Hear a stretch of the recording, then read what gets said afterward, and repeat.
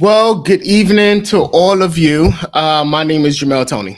Hey everyone, I'm Lakeisha and welcome to Progressively Becoming. Thank you guys for joining us for another conversation. As always, as you're getting on, make sure you like, comment, and share.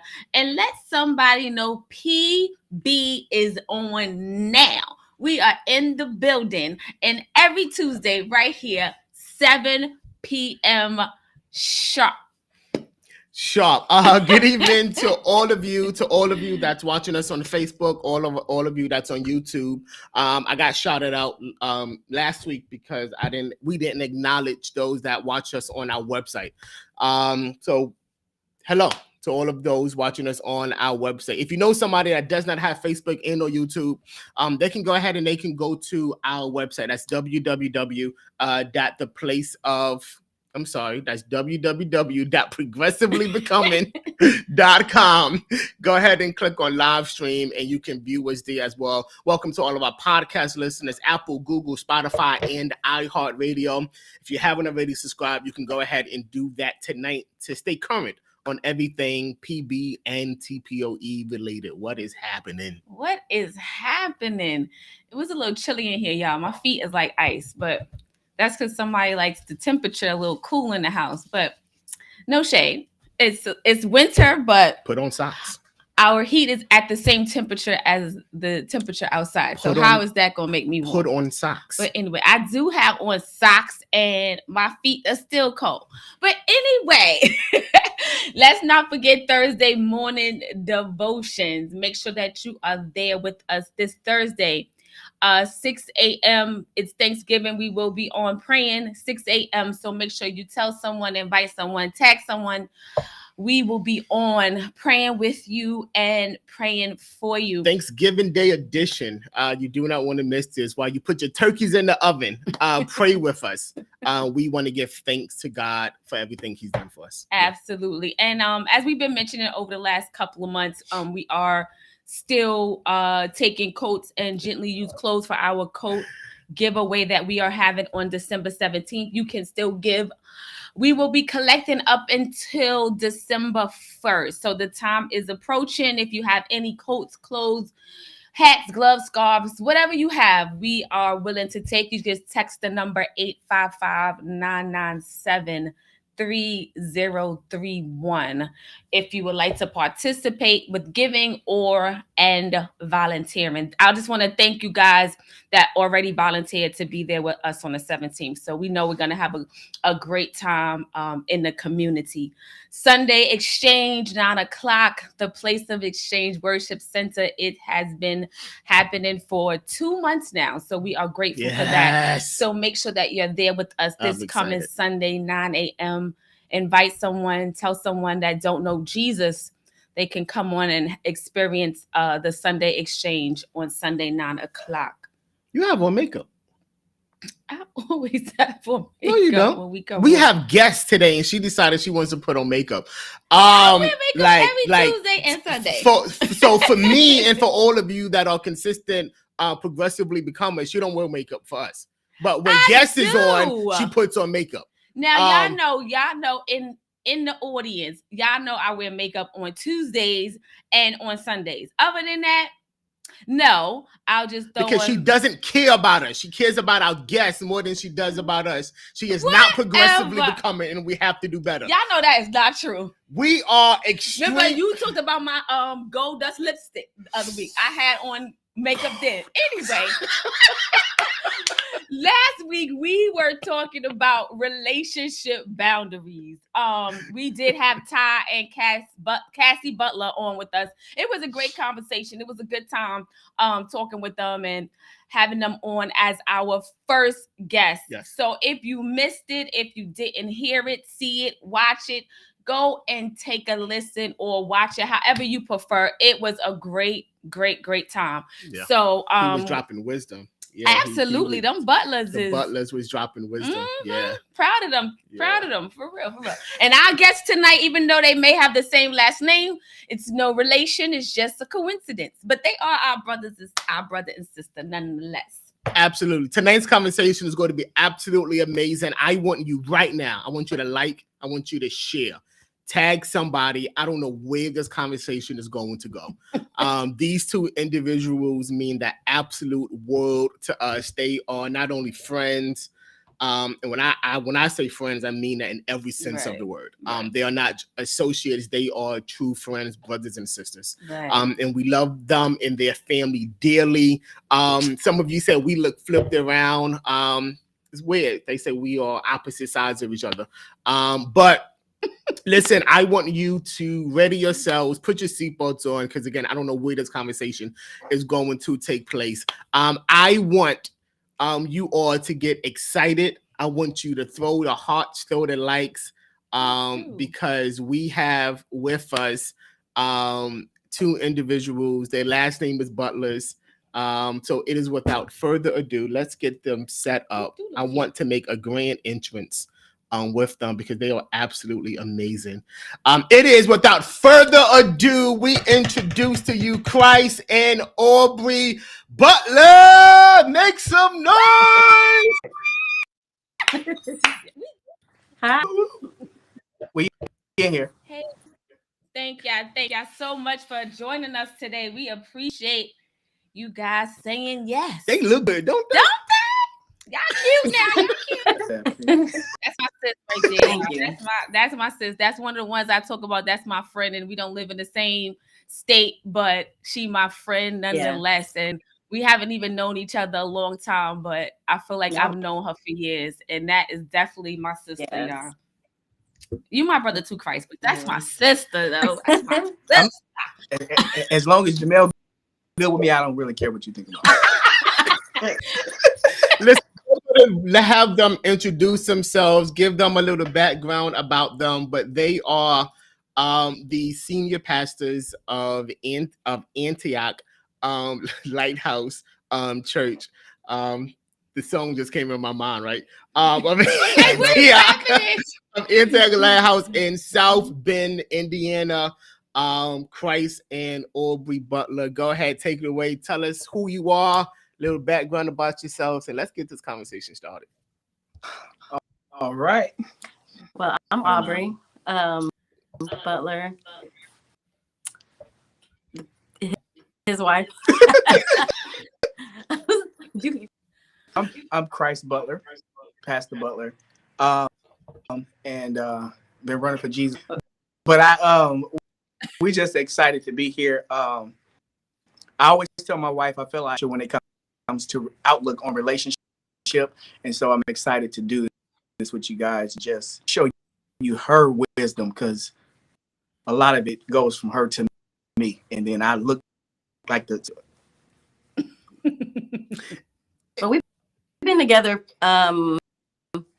We met. I was 14. He was 16. And my teacher and Christ used to come up to the church and play the keyboard for our concerts and stuff. That's how we met, and on and off, and then we got married. Yep. Wow, so y'all been together since you was 14 and he was 16 years old. Kind of liking each other, but I mean, not official. I was in college and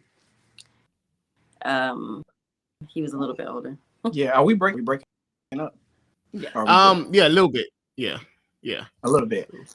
I don't know if it's the reception. Let me know. We can try to adjust something. Let me know. But yeah, a long time we've been. It's that Indiana Wi-Fi. Mm-hmm. Yeah. I keep telling y'all to move more east. But yeah, we're getting comments that it is breaking up. So go ahead and see if you can adjust that. And then I'll put you in the waiting room, and then we'll come back. Give me a thumbs up when you're ready. All right, fam. So we're going to go ahead and let them go ahead and adjust their internet connection. They are in South Bend, Indiana. Again, I don't think they get 4G connection out there. They probably get 3G connection. But we're going to go ahead and let them get themselves together. Tonight's conversation is centered around balance. And I think we have said this in our previous discussions, the importance of having a balanced life. If your life is not balanced, it would be the evidence of your life not being balanced would be confirmed by your erratic behavior and your erratic decisions.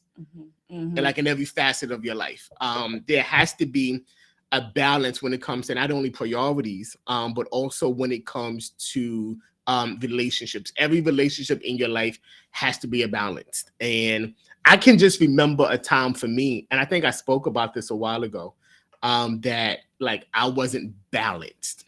Right. And it was, what's that toy that the kids used to play on? That like one go up and one comes down. Ain't that the seesaw? Seesaw, yeah. Your life would literally be like a seesaw, and you'll feel the effects of one side going up and the other side going down.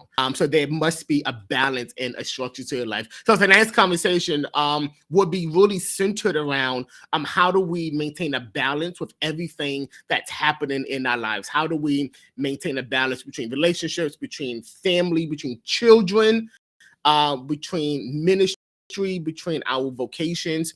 I mean, even what I think, Sharon, you mentioned last when we was talking about, I think you mentioned something about financial balance, right? And that's something that we're going to have to touch on also, because again, it will impact every single area of our lives. Right, and also like you have to remember when you don't have balance, what can be a result of not having balance in your life is burnout.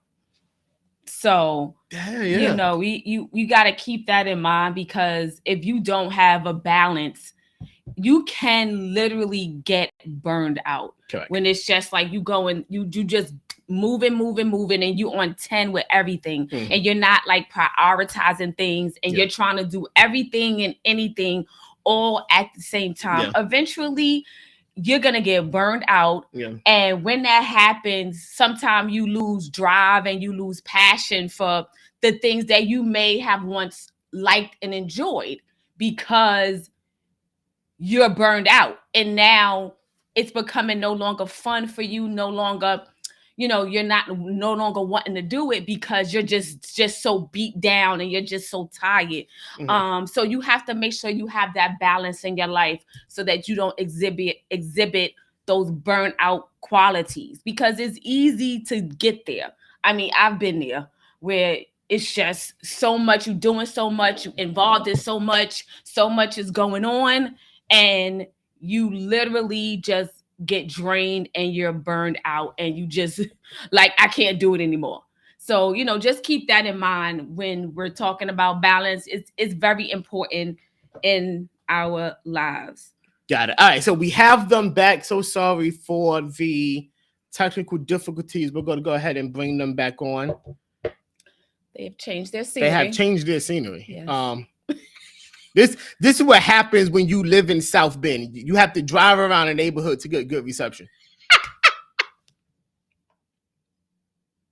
Now they're muted. We can't. Now we can't hear y'all. Change your mic, sir. There we you go. go. You got me? I'm clear now, right? Yes, we can hear you. Yes, we can hear you. Okay.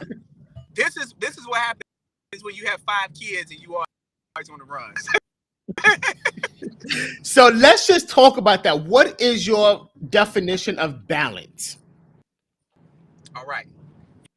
You want to start, man?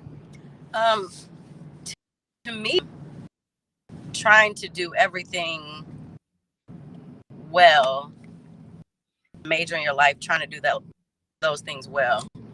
Maybe that's not answering it right, but my definition of balance is given the appropriate time to kind of like if you had a flower, like 6 flowers, all of them may not need the same. Put effort toward what's needed when it's needed. That's how I look at balance.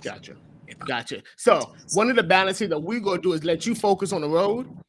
Oh, I'm good. I'm about to pull over in a second. So we're gonna let you focus on the road. I think when it comes to relationships, in particular, and this conversation is going to be geared around relationships, not just intimate relationships, but speaking from an intimate relationship standpoint and other relationships. There's a scripture that we often use, and the phrase that we are all familiar with. It is an issue of being unequally yoked. Yeah. I want you to define that, not only from a spiritual sense, but from an emotional sense as well. From your perspective, what is being unequally yoked? Wow. So that's a great question, because normally when we hear that ways, oh, she married a man that wasn't saved, or he got with somebody that we hear from that. But I think you can have 2 saved people being paid. Perhaps one wants to do ministry and the other is a hindrance to that ministry, understand what ministry is. So I think anytime there is not, that's what I would consider unequally yoked. And that can be husband, wife, even in leadership. You understand what I'm saying? You can be, and that's why I think some people to leave ministry when their time is up, because if you don't, then you'll end up suffering. You didn't leave at the right time, and it's not beneficial to you at that moment. You know. Gotcha.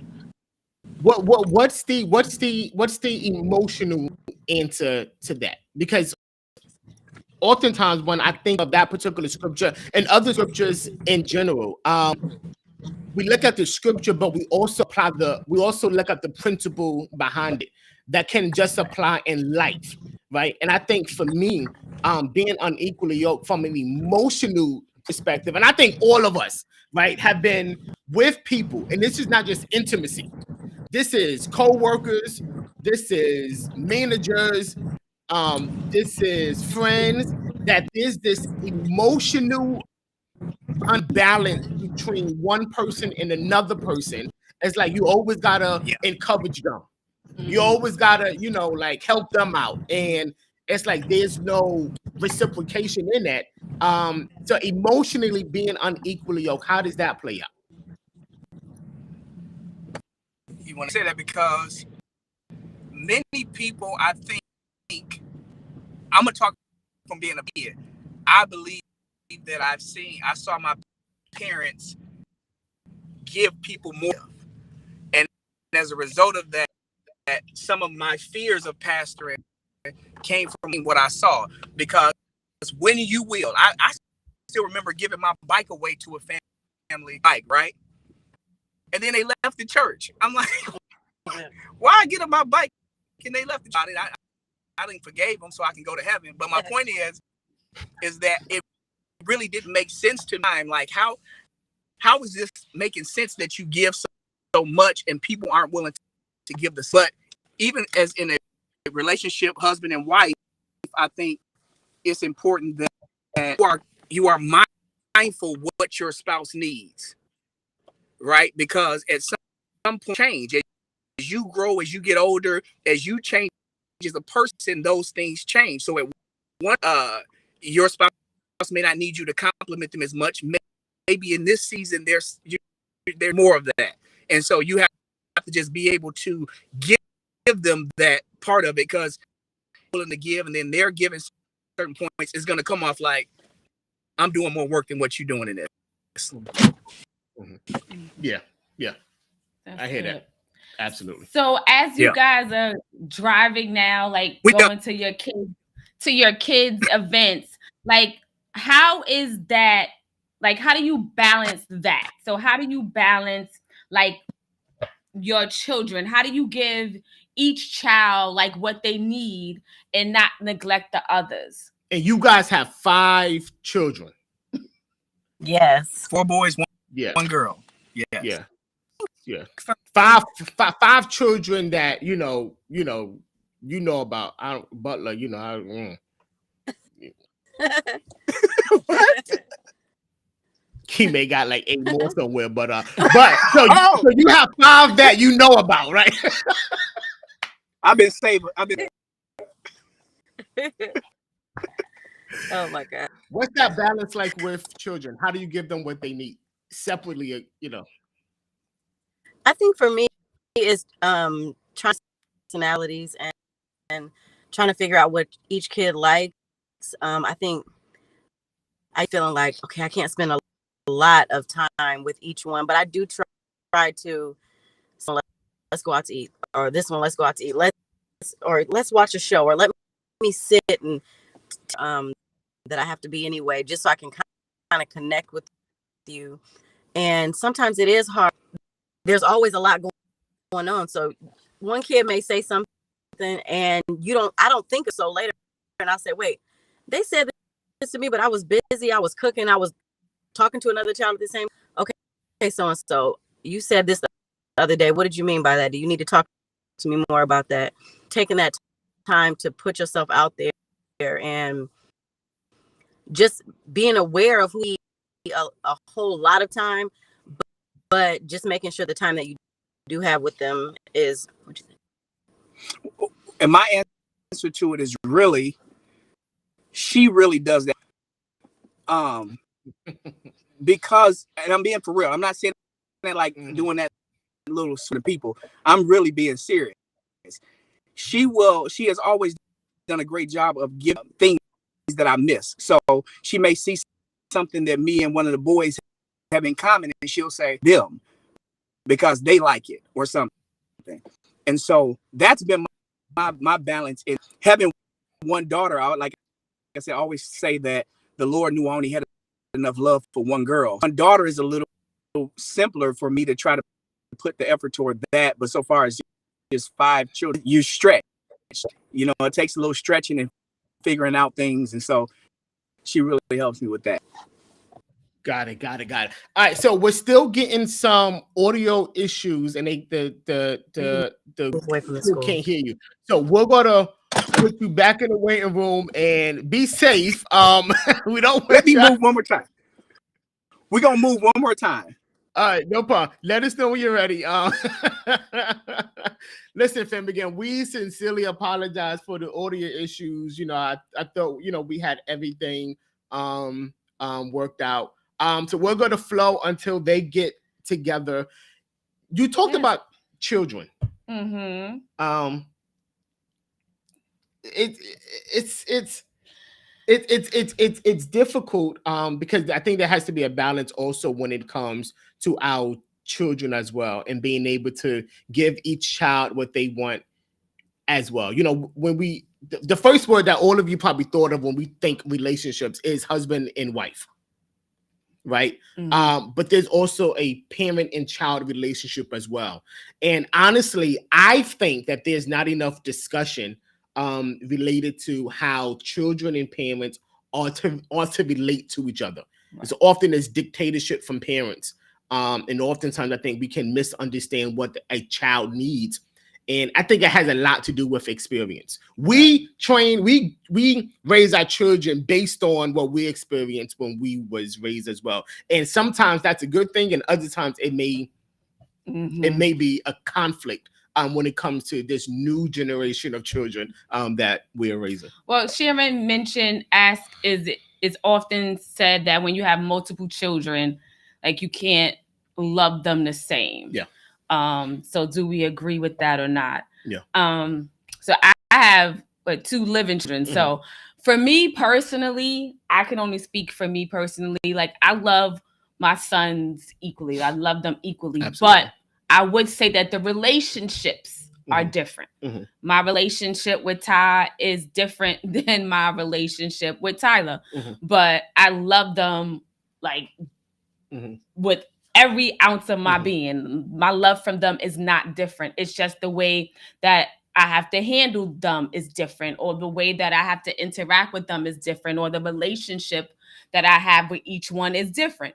And it could be because, you know, Tyreek is grown and, you know, Tyler is still a kid. Absolutely. So that relationship is going to be different in the way that I handle them and the way that I am with them. So, and even when they were younger, you know, there's a age difference between them. They're like 11 years apart. So, you know, the relationship when Tyler came, Tyreek was 11 at the time. So of course, you know, our relationship is going to be different in the way I treat the baby. So I think that's what it is. I think for me, it's like, I love you the same, but the way our relationships are different. Yeah. And you made a good point that it really just depends on, a lot of it has to depend on the culture and the times that we live in.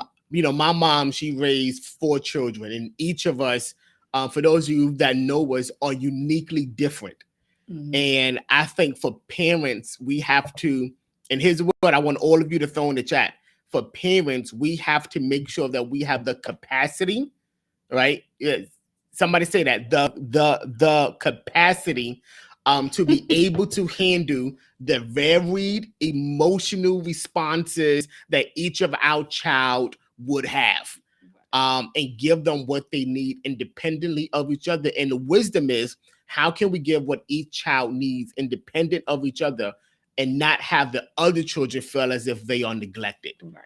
And we're going to actually get into one of these. This is going to be a conversation that we're going to have, you know, a little bit down the line, because, you know, our relationship series is going to take us to different avenues in different ways. So we are going to address the parent and the child relationship in the upcoming conversation. So I think the Butlers, we're going to try this again. I believe the 3rd time is a charm. What y'all think? I hope so. What's going on, guys? All right. How we sounding now? Well, let's keep talking. Let's keep talking, and then, I mean, you sound great to us, so let's just see what the folks say. All right. Yeah.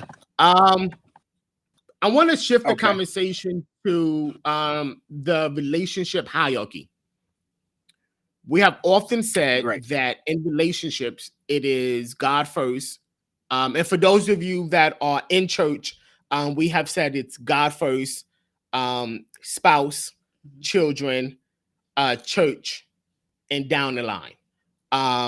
For some of you that are not, you know, in the Christian persuasion, it may be, you know, God, you know, spouse, you know, children, your job per se. Should the relationship hierarchy, should it exist? Does it exist? If so, what should it be? What should the relationship hierarchy look like? I agree with that. It should be God first, your spouse, and then your kids. And I think a lot of people are kids, and that you know, rubs people the wrong way. But before the kids got in, when the kids are all grown, it's just gonna be us. So I think that we have to be, and of course God has to be above us. But I just always think that's important for us to show. You know, we love you guys. We love you guys, but what we have is, the one thing I always say is, I love that they see us go out on dates, and they see us do have a my daughter was telling me how her friends, you know, they're always talking about how, you know, they always hear about us going on dates. It's important to see that we're still young, we still care about each other. And I think I'm where, you know, a married couple was just like this, do anything fun. It didn't seem like a relationship still. It just seemed like the parents of the house. I'm really excited about showing our kids that we have a relationship, that we enjoy being around each other, and hear us laugh and just have fun are things that some people might take for, I don't know. That's not something that I necessarily saw up just hearing fun from parents and adults. So Fun. I think that we're above them. That's good. Yeah. I like that word, fun. Yeah. Sure. My answer would be in aspects of life. So I believe that God is first, because that is life. According to Scripture, we see Him say, "Your sister, brother, and even your own life, you can't follow me." They are not even important to God's decisions for our life, as it relates to that and putting Him first. So far as relationships, I think it's very clear in Genesis to me that the Bible echoes this thing of, if with a woman he is to leave his mother and father and cleave to his wife. And because of this, I think it shows us that the importance putting things in the right perspective as it relates to who's important, because there are many people who have signed divorce papers not because they couldn't have worked in the business for them to work it out, and so because of that, they couldn't through that transition of making it through whatever situation or circumstance they were having, who weren't important in that process, play a part in there. So yes, I think first is important, and then I would say your spouse, your children, like you things too. There are some things I wouldn't put before, and don't make them not be important, but I wouldn't put them in front of my children, depending on what it is. It's about balance, like you say. One of the because we push the envelope here, right? So I have a problem with certain parts of that relationship hierarchy. And the question I want to pose to you is that relationship hierarchy set in stone? Like, is it without doubt 1, 2, 3, 4? And again, everyone's relationship hierarchy may differ, right? Based on where you are in life, your religion, some people don't have children, right? So children is not going to be in their relationship hierarchy. But whatever a person's relationship hierarchy is it set in stone? So since we push an envelope, I really don't think we should involve God in that. In Christian faith, I'll say this: I don't think we ought to label where God's in everything. He should be a part of that decision anyway, for the most part. So talking about it, I think it's not set in stone at all, because there are some times where when we think about God, we think, okay, we got a church service tonight, but it's my wife, go out to eat. Babe, we can miss church. You kind of get what I'm saying? Like, and at that point, that's what I'm going to. If I'm not saved for that reason, then it's just, I'll have to repent and get. I think that there is no set in stone way of how do you do what I think it's about, which is balance and making sure you're not moving so far away from God being that He no longer plays a part in it.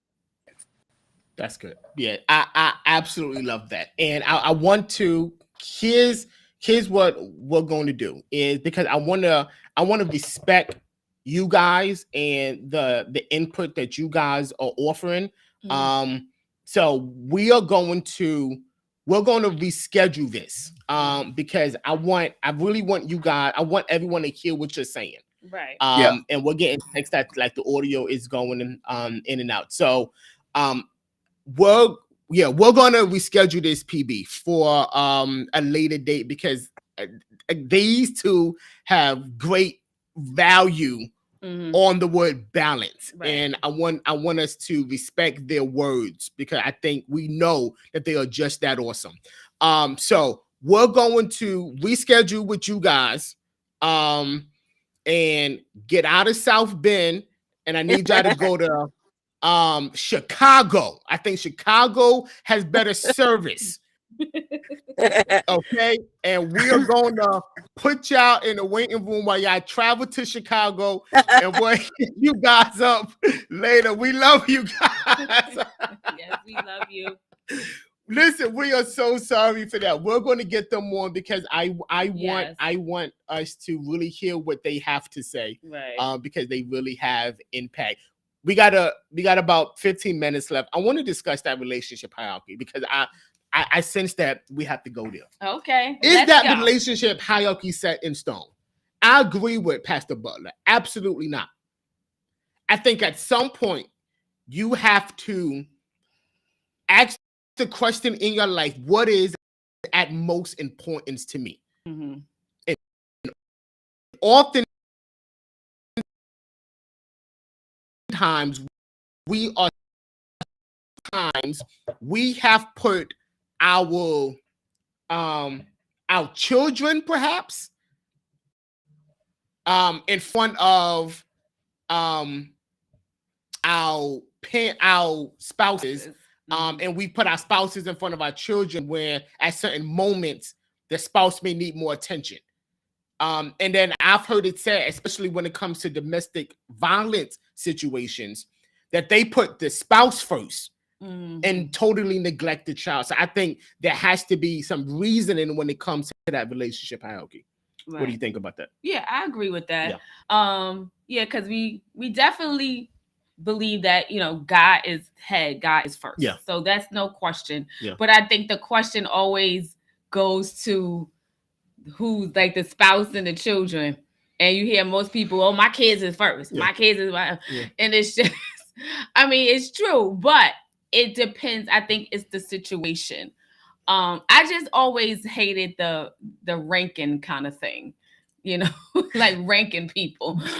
Because if we're not careful, that hierarchy would suggest importance and value over. Exactly. Right, that we value our spouses over our children, that we, you know, value, you know, it becomes a value system, and it should not be. And then I have a question with this: you know what's missing in the relationship hierarchy?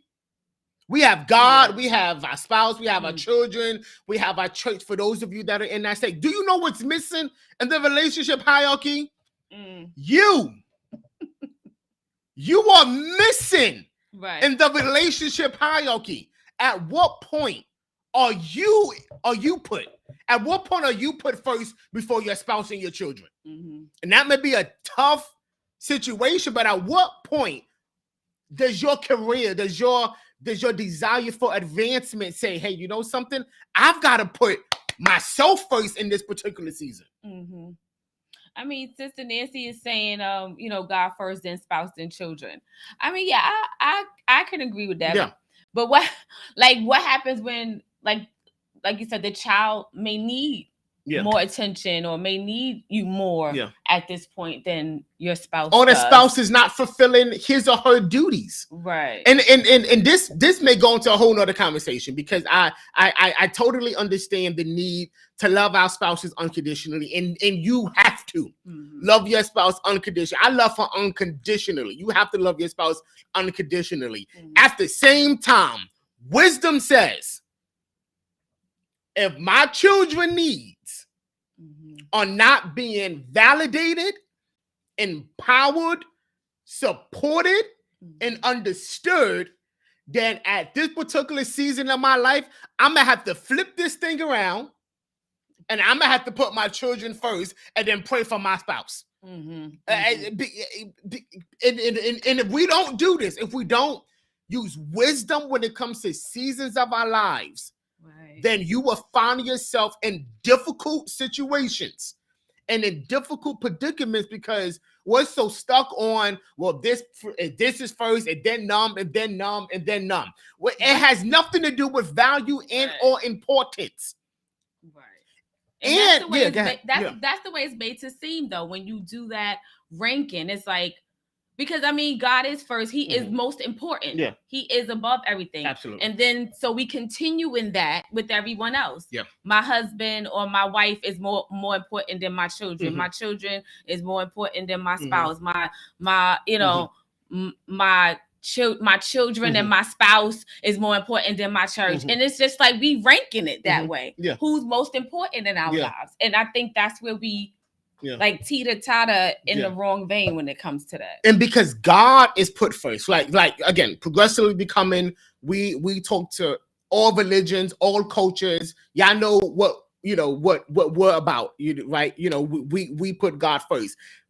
If you put God first, here it is.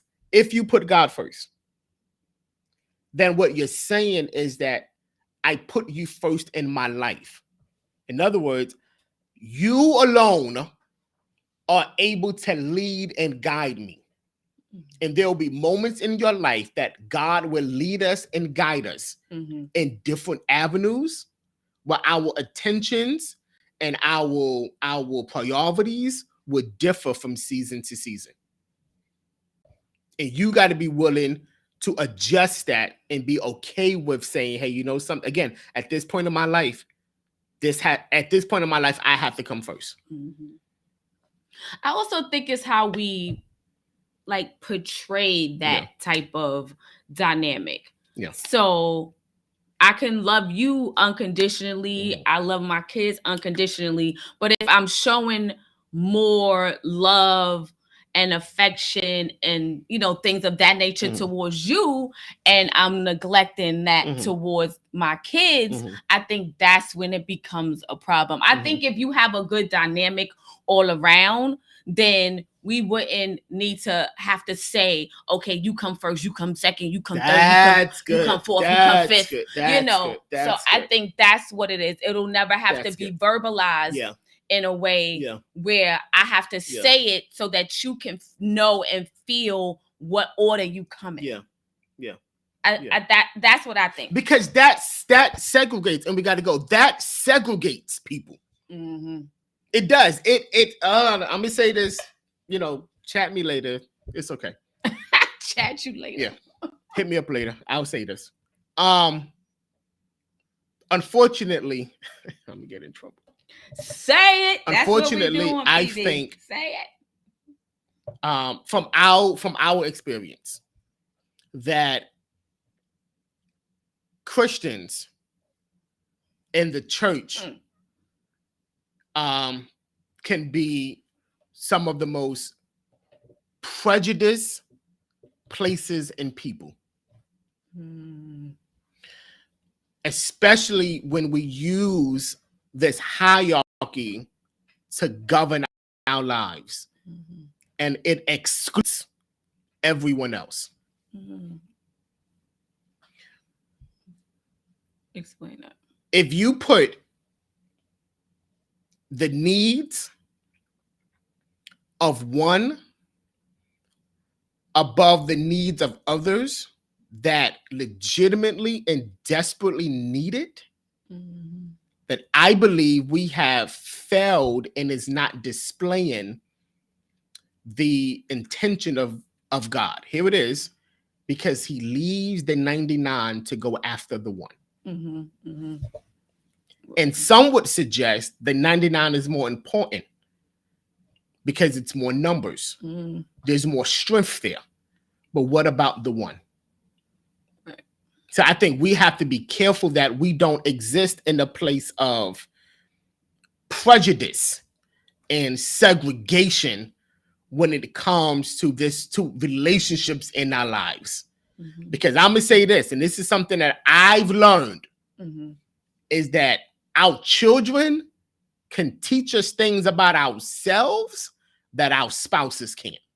And if you don't lend your ear to perhaps the potential that not only can my spouse teach me, children can teach me as well.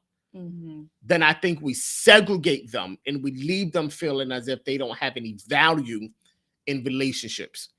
And unfortunately, that has happened, particularly in our African-American community. You'll hear people say all the time, oh, stay out of grown folk business. You don't have a place here. Speak when spoken to. And I believe in order. I believe in respect. Yet at the same time, I truly believe that sometimes wisdom can come from the least of them. And if we're not submitted enough and humble enough to accept the possibility that perhaps those that we put lower in our hierarchy can help us, then I think we are missing the point of being God-led and being Christ-filled. That's good. And I'll say that. That's good. Yeah. I agree Yeah. with that. Stop being prejudiced. Stop being prejudiced and stop segregating people. Stop being prejudiced in our relationships where we only got to cater to one ethnic group and we leave the other ethnic groups out, out of the possibility of teaching us something. Stop being prejudiced in our politics. Quit it. Open yourself up to the possibility that if God created the world and everything in it, then everything in this world has the potential to teach me something about myself and teach me something about my God. Lydia, That's you it. said they don't hear you. Who don't hear you? The parents don't hear you? Yeah. Yeah. Is that what you mean? Yeah. I mean, if that's what you mean, I mean, you have some parents that's just, stuck in how they do things. But for me, it's like as a parent, I'm open because like the way of the world now, like the young people, like they on top of what's going on. So I don't know if it's just me. I'm just trying to stay in the know. I'm just trying to stay, young and fresh. But it's a lot of times I go to like my sons or I'll go to my brother, Maurice, and ask him, well, what does this mean? And what does that mean? And when they say this, what's that? Because it's like, I want to know, and it's like sometimes they educate me on things. And it's not me feeling no kind of way that, oh, I'm not smart or, I'm dumb. But no, they're in the world young and they're fresh and their eyes are different. Their minds are different. And it's like, I want to know from you. I want to learn from you. And there's no shame in that. It's no, just as, my mom or my father, at the time may have come to me with things that they may not have known that now I can share and give wisdom on. And it's just, we have to be open to that when it comes to our children. And what it does, it validates them.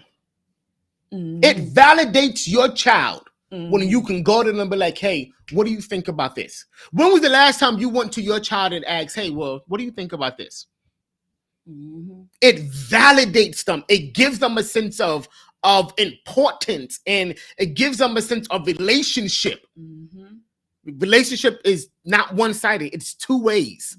It validates them. Are we validating our children? Are we validating them? Or are we telling them stay in your place, and then when you grow up, you'll be like, me or something like that? No, we have to validate our children. Like validate our children. That conversation with Ty and Cassie, it's like was enlightening for us. They said a lot of good things and good nuggets that we took out. And we're gonna apply. And it's sometime that we reach out to them now. Hey, what you think about this? What you think about that? Absolutely. And it's like we have that relationship with them where they know that they can tell us something, that they may can critique something, and we take it, and because we value their opinions, we value what they think, we value the importance of them in our lives. Which brings us to a question. This is the infamous question, right? Should you be friends? Should there be a friendship with your children? And people argue that. They always say, "Oh, you should be friends with your children. You should be the parent." Don't blur the lines. Be the parent. Don't be the friends. And we got like 4 minutes and we got to go. But are we friends with our children, or do we believe that type of cohesiveness cannot exist? And maintain the level of respect and boundaries between the parent and the child?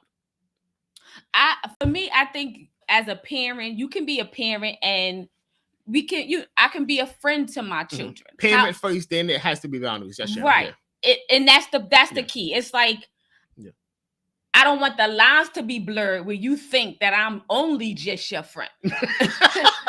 And then, you feel like you can say whatever to me or you can do whatever to me because you think I'm your friend. Yeah. No, I'm your parent first. And then we have maybe friendly moments in that. We have friendly moments in that. But don't get it twisted.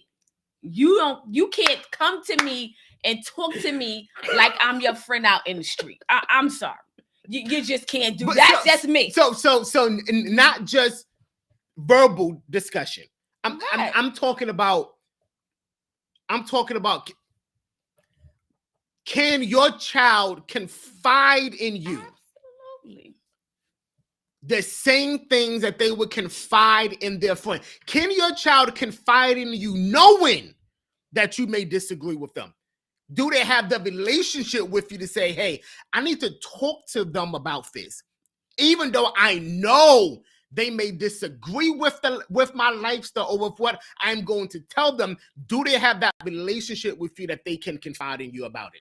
And that's what I mean about friendship. I think it's based on the relationship that you've developed with your children or your child.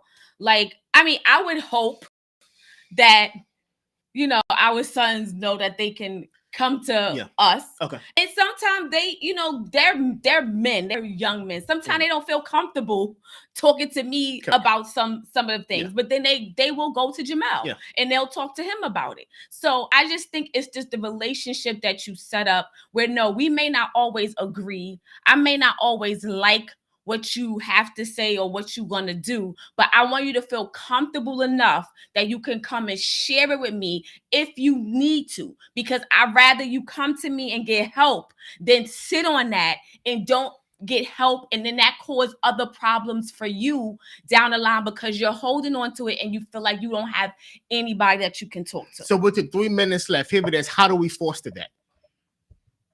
How do we foster the relationship with our children so that they can confide in us with those things that they know we will disagree with them with? How do we foster that relationship with our children? Because if you look at statistics, if you look at the world that we live in, if you look at the suicide rate among our young people, I'm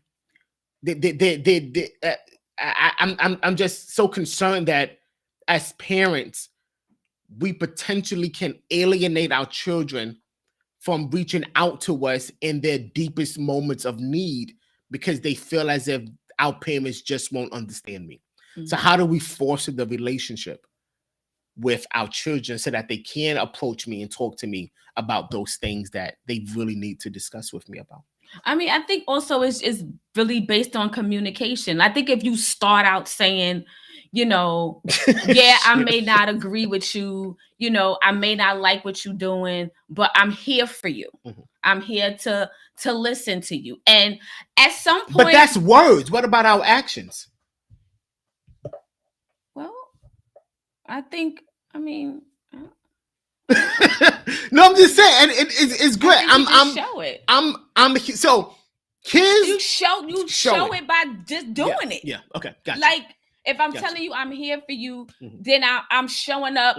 I'm present. I'm there even when you get on my nerves. I'm still present. Yeah. I think when you show your presence, that reiterates what I'm saying. So I could say it till I'm blue in the face, but my actions is going to show it because I'm going to always be there for you. Our kids, they may have done things down the line that we may not like now. They may have gotten into things that we may not like now, but as long as I've been present, no, I may not agree with what you did. What you did is wrong. And I'm going to tell you that, but I'm here. I'm here for you. I'm here if you need me. I'm here to help. And then I think as your kids get older, you've done what you can for them. You parent them the best way you can. There's no blue book to being a parent. You go by, your experience, and then you take things from that to make it better, from what you may have gone through, so that your kids can have better. That's what we do. We want our kids to do better and to be better. But at some point, you become advisors to your kids. I can't tell Ty what to do. He's a grown man. I can't tell him what to do. I can't tell Cassie what to do. They're grown individuals. But what I can do is I can give you advice. I can tell you what I think. I can tell you what we think you should do. But at the end, it's going to be what you decide to do. It's going to be, what you decide. But in the interim, whatever you decide, I'm here to support you in that. That's good. Yeah. And I think one of the ways we also foster that relationship, it's a word called trust. And trust has to be intentional. Husband and wife, and we're going husband and wife, children and parent, co-worker, employee, employer, pastor, parishioner, caregiver. Oh yeah, we're talking about pastor and the parishioner relationship because we have to do better. Caregiver, elderly. Trust has to be the foundation. Right. And I'll say this and we'll go. The only way we can give trust sometimes is being vulnerable. At what level can we be vulnerable with our children? I'll say this. My mom, and she's on now, she was vulnerable with us. And what it did was it allowed me to have a heart of compassion and empathy, so that I knew in moments that I needed help, she can display that same compassion and empathy towards me. Because good. She displayed her good. vulnerabilities. Here it is, with me first. That's good. She said it. So now I know that I can go to her and share and expose my vulnerabilities with her and expect that same level of empathy and compassion that she displayed and I displayed towards her. So I think trust has to be the foundation of every relationship. And at some moments we have to be vulnerable. Even it may not be through words, it may be through actions. We have to be vulnerable with our children so that they know, hey, my mom and my dad is exposing me to an element about themselves that they can trust me with. Right. And and in turn, when I get older, I can expose to them an element about myself that I can trust them with as well. I just pray that those that don't have, like, parents, mothers and stuff, fathers, that you find someone Talk about that. That that you can trust. Talk about and that you can go to. Absolutely. And that you can confide in and that you can talk to. Because, you're not alone. Because life is huge. There's a lot in this life. And we all need someone. So I pray that, whoever doesn't have that mother-father relationship, for whatever reason, your parents are no longer here, you find someone that you can talk to and that you can trust, and just be vulnerable to get out whatever it is that you may need to get the help that you may need, because I think that's key in preventing a lot of the issues and the problems that our young people are having. People are killing themselves, and it's just tragic because they feel like they don't have someone, or they don't feel like someone loves them, or someone doesn't understand what they're going through. So, if that's you, just, find someone that you feel comfortable with and develop that relationship where that you are not alone. You are not alone. Yeah. If you need me, reach out to me. Yeah. Throw that in the chat. I am not alone. I am not alone. And then we'll say, oh yeah, because God is always with you, but God God shows himself through people. Yes. And so you are not alone. Family, we got to go again. We apologize for all of the technical glitches and audio Yes. issues. We thank y'all Yeah, for thank y'all staying for hanging with us. staying Yeah, with us. So we definitely yeah. apologize for that. yeah, But we are going to get them back on Absolutely. at some point, and we're going to have a conversation with them because what they have to say, we know is going to be impactful. So Absolutely. we want everyone to hear what they have to say clearly. So Absolutely. we'll make sure we get a new date with them, and we'll come back on with the Butlers Yeah. at a later time. But thank you guys for riding and rocking this episode Thank out you. with us.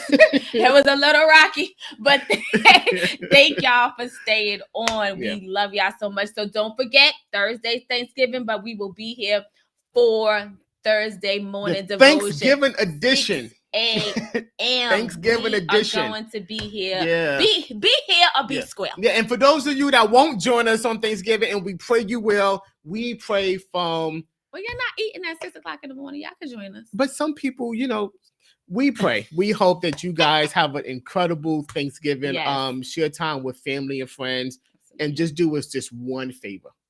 Whatever you do, whatever you eat, do us one favor. Laugh. That's it. Just laugh. Yeah, I know we just be laugh. laughing. We Yeah. clowns over here. On that note, I think we're good. We love y'all and thank y'all for joining again. Take care. Have a great night. See you Thursday. Adios, folks.